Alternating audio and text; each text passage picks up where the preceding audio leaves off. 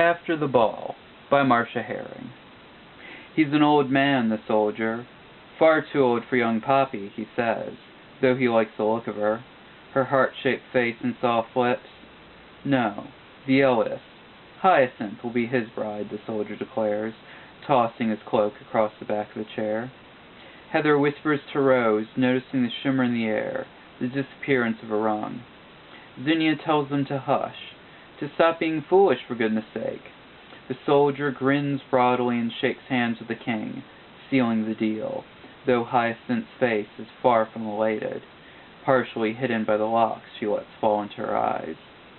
A ceremony will be held this afternoon, and he'll bed the girl tonight, the king declares, his face flushing with excitement. No queen at his elbow since Poppy's birth to share his joy, his own bed.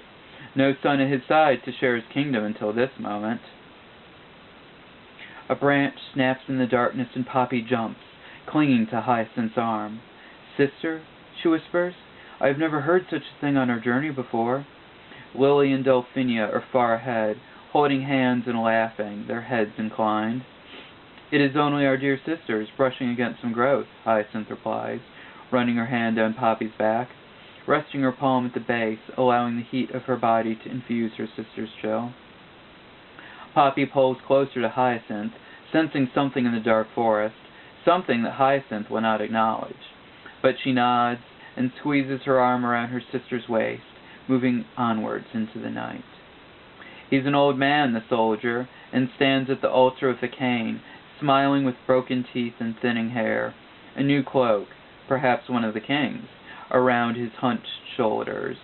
He whispers to the clergyman, telling of how the princesses journey nightly to a castle underground, passing the darkness in each other's arms, spinning and twirling, catching each other about the waist when the dizziness sets in. The soldier speaks with a leer, and the clergyman only smiles, a small frown in his eyes.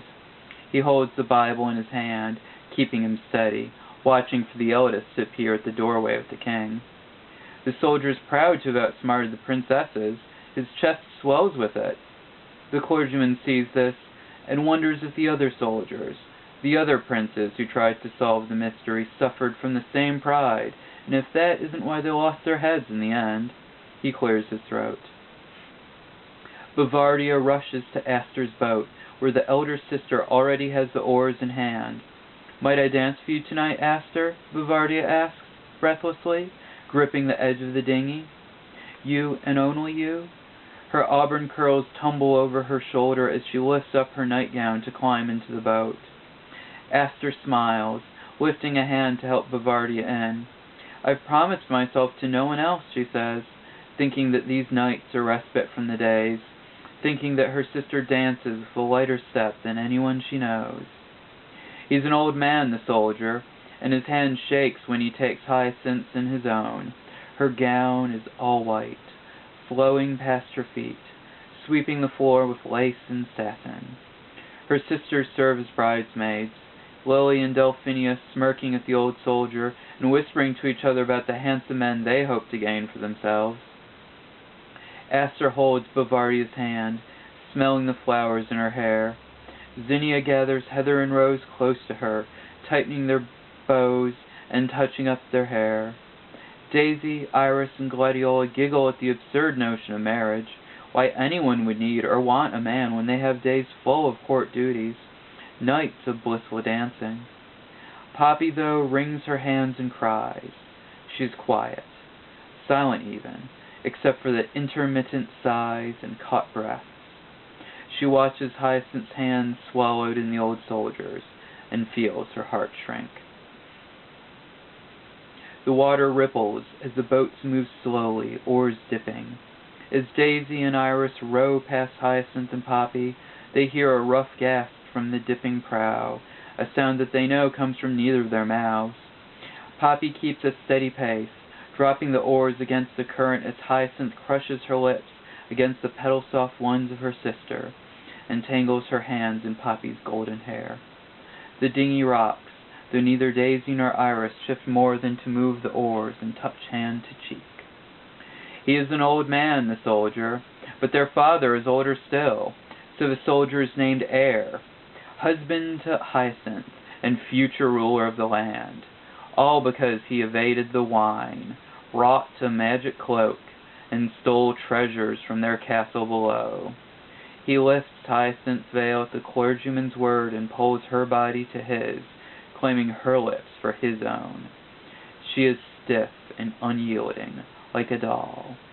She won't touch him on her own. The ring weighs heavy on her delicate finger, a monstrous creation handed down through generations of the old soldier's family. She holds her hand vertical, and the ring slips off onto her other palm. Hyacinth crushes it there, wishing it would melt back into liquid, turn into something that doesn't bind her. His lips, she thinks, feel like sandpaper, when she longs for nothing more than flower petals. While the girls dance, laugh, feast, he watches, silent. The old soldier sneaks goods under his cloak, snaps scratches of diamond and bloom. He watches Poppy and Hyacinth run around the balcony, smiling, then crash into each other with lips and hands and hips.